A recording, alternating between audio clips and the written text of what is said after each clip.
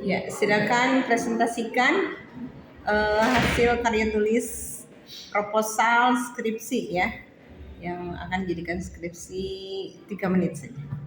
Baik, bismillahirrahmanirrahim. Assalamualaikum warahmatullahi wabarakatuh. Yang terhormat kepada Bu Dr. Haji Mas Kurniasi selaku penguji dalam seminar proposal kali ini. Alhamdulillah, alamin. Rabbi sholli sabri wa yassir amri wahlul 'uqdatam min lisani yafqahu qawli. Nah, pada kesempatan kali ini saya akan menyampaikan terkait dengan ajuan proposal saya mengenai aktivasi masjid kampus dalam pembentukan karakter religius mahasiswa yang dengan pendekatan penelitian yaitu studi kasus pada mahasiswa di Universitas Muhammadiyah Bandung oleh Fadli Jandul Islam dari Pendidikan Agama Islam di Universitas Muhammadiyah Bandung. Nah, kita masuk pada bagian pertama terkait dengan proposal kali ini, yakni terkait dengan masalah yang saya angkat terkait proses aktivasi masjid kampus dalam pembentukan karakter religius mahasiswa itu. Yang pertama adalah saya mengutip dan saya membaca dari visi dan misi kampus Universitas Muhammadiyah Bandung, yakni visinya itu seperti mewujudkan perguruan tinggi yang kuat dan berkarakter menuju Islamic Technopreneurial University. Dengan salah satu misinya itu adalah menyelenggarakan pembinaan dalam internalisasi dan penguatan nilai-nilai Al-Islam dan Muhammadiyah. Sehingga ini sangat berkaitan dengan judul bidang saya terkait dengan aktivasi masjid kampus. Dan selanjutnya adalah UM Bandung itu mengemban amanah sebagai Center of Excellence atau sebagai pusat keunggulan. Nah, kemudian yang kedua adalah saya mengaitkan dengan pendidikan karakter itu telah menjadi kebutuhan yang besar bagi bangsa Indonesia saat ini, dan terutama itu bagi mahasiswa itu sendiri. Ini dikutip menurut Presiden tahun 2019. Selanjutnya adalah masjid kampus itu dapat mewujudkan lingkungan yang kampus yang beriman, bertakwa, berilmu, beramal soleh dan memiliki karakter Islam. Sehingga dari masjid kampus ini mendapat perhatian, salah satunya di buku atau di jurnal yang dikutip oleh Untud tahun 2019, bahwasanya terjadinya krisis dakwah yang salah satu sebabnya itu karena ini banyak masjid yang tidak makmur. Sehingga ini akan mengaitkan dari visi misi kampus, kemudian pendidikan karakter saat ini, kemudian dalam pengelolaan misi kampus, dan yang terakhir itu adalah terkait dengan keberadaan atau eksistensi dan fungsi masjid sangat dibutuhkan, gitu kan, dalam sebuah kampus. Oleh karena itu, saya mengangkat judul penelitian aktivasi masjid dalam pembentukan karakter religius mahasiswa. Selanjutnya adalah mengenai rujukan masalahnya. Di sini terkait dengan masalah, yaitu yang pertama ditinjau dari tujuannya, apa tujuan daripada proses aktivasi masjid itu, kemudian apa saja program dalam aktivasi masjid dalam kampus, kemudian bagaimana proses aktivasi masjid kampus itu, dan yang terakhir adalah bagaimana terkait dengan evaluasi yang digunakan dalam masa aktivasi masjid kampus itu. Dan tujuannya itu sama ya, untuk tadi menjawab masalah tersebut, yaitu untuk mengetahui yang pertama itu terkait dengan tujuannya, kemudian yang kedua adalah programnya seperti apa, kemudian prosesnya bagaimana, dan nanti yang terakhir adalah terkait dengan evaluasi. Nah, selanjutnya adalah manfaat yang bisa dirasakan, gitu kan, dari penelitian yang saya lakukan. Yang pertama, secara teoritis ini dapat berguna bagi dunia ilmu pendidikan. Kemudian yang selanjutnya adalah menjadi sumber informasi dan referensi tambahan bagi penelitian selanjutnya.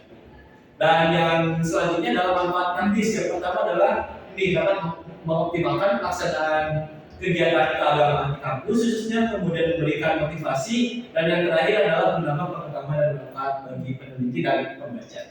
Nah, selanjutnya adalah sekarang masuk ke bagian 2, yaitu kajian pustaka. Bagaimana di sini? Pertama, saya mengutip dan mengambil dari penelitian terdahulu mengenai yang berkaitan dengan penelitian saya. Yang pertama adalah ini menurut Adawiyah tahun 2020. Di sini judulnya itu pembentukan karakter Islami mahasiswa melalui implementasi kegiatan mahasiswa kerohanian Islam atau KI Institut Agama Islam Negeri Yayan Bengkulu.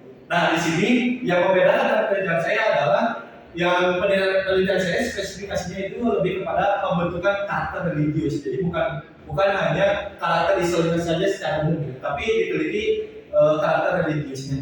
Nah, yang kedua, dari Anwar tahun 2019 terkait dengan pengelolaan masjid kampus sebagai pusat pendidikan Islam dan pembentukan karakter mahasiswa yang terdapat kesamaan dalam pengelolaan masjidnya. Jadi di sini mendapatkan gambaran ya kan dari penelitian ini, dan sama yang terkait dengan pembentukan karakter mahasiswa. Selanjutnya menurut dari LINSI tahun 2019 terkait persepsi mahasiswa terhadap urgensi masjid.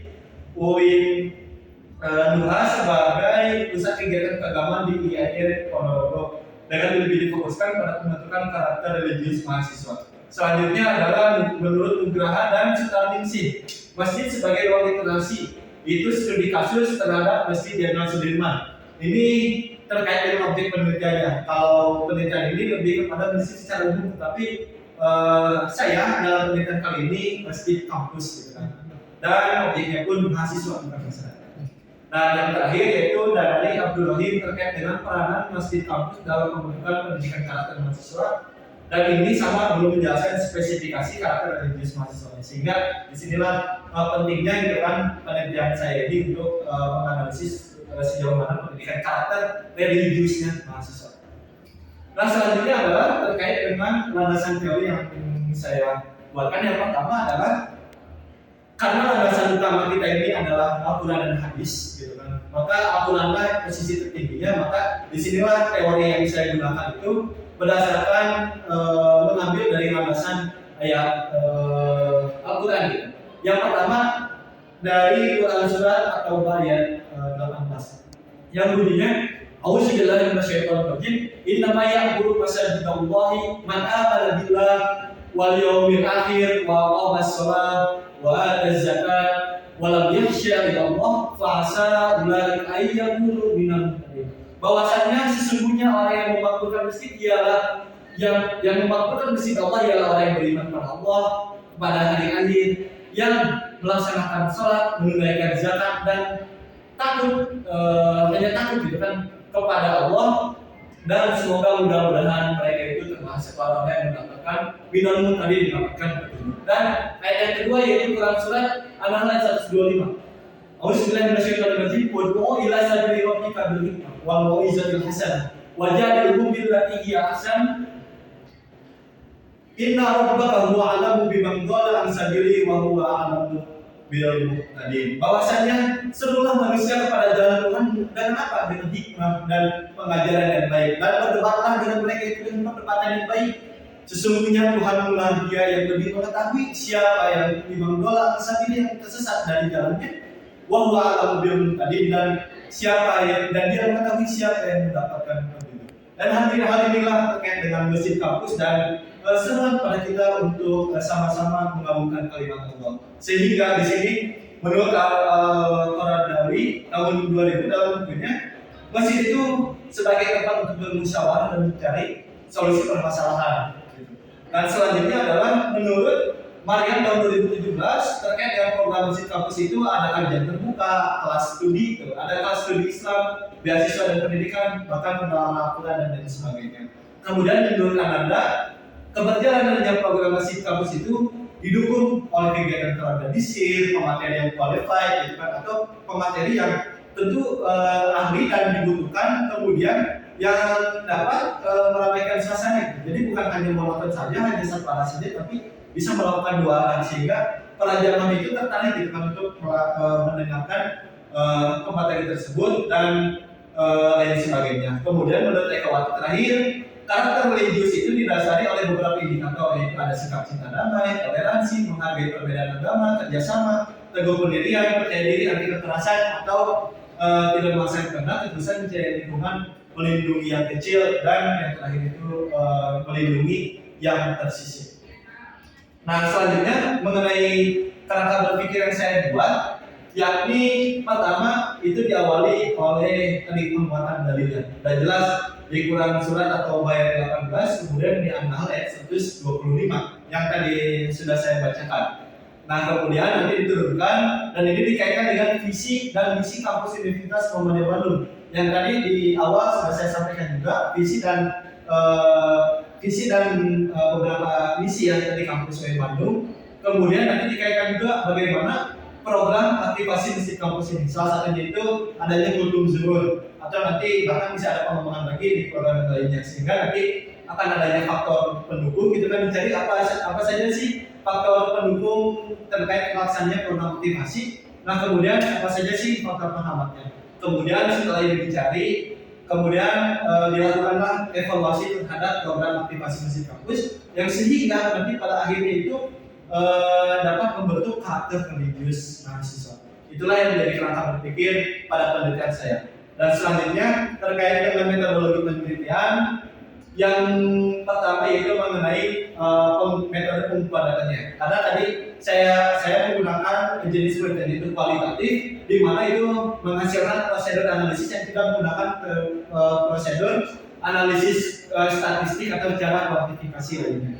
Gitu. Karena nanti pendekatan yang dilakukannya, karena tadi judulnya itu saya studi kasus, jadi maka pendekatan penelitian itu yaitu terkait dengan studi kasus, yaitu menyelidiki secara cermat satu program, aktivitas, proses aktivasi atau kelompok individu tertentu. Nah, permasalahan yang dibawa oleh peneliti masih bersifat sementara gitu kan pada penelitian kali ini, sehingga teori yang digunakan dalam menyusun masalah penelitian kualitatif sangat bersifat sementara dan akan berkembang setelah tadi melakukan penelitian di lapangan seperti itu. Dan nanti dengan teknik pengumpulan itu mulai dari observasi, wawancara, dan yang terakhir itu ada dokumentasi. Kalau tadi observasi itu yang pengamatan secara langsung dan menyeluruh, kemudian wawancara itu dengan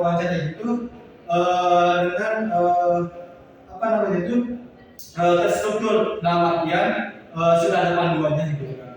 Atau nanti tambahannya itu menerima juga barangkali gitu kan di luar wawancara yang sudah dibuatkan gitu kan, daftarnya itu masih bisa diterima gitu kan dari hasil wawancara. Dan selanjutnya terkait dengan analisis datanya ada tiga. Yang pertama melalui reduksi data, itu menyederhanakan data, kemudian penyajian data. Jadi itu dianalisis ya datanya dan dideskripsikan data lanjutan, dan yang terakhir verifikasi data atau nanti akan ditarik sebuah kesimpulan yang tentunya ini masih bersifat sementara dan akan berubah bila tidak ada bukti-bukti yang kuat yang mendukung pada tahap pengumpulan dan berikutnya. Nah itu yang bisa saya sampaikan mengenai proposal penelitian saya. Semoga ini bisa diterima oleh Ibu dosen penguji pada kesempatan kali ini. Wassalamualaikum warahmatullahi wabarakatuh. Waalaikumsalam warahmatullahi wabarakatuh. Terima kasih kepada Kang Fadli yang sudah menyampaikan inspirasinya dari hasil karya tulis berbentuk proposal penelitian yang akan dijadikan skripsi. Baik.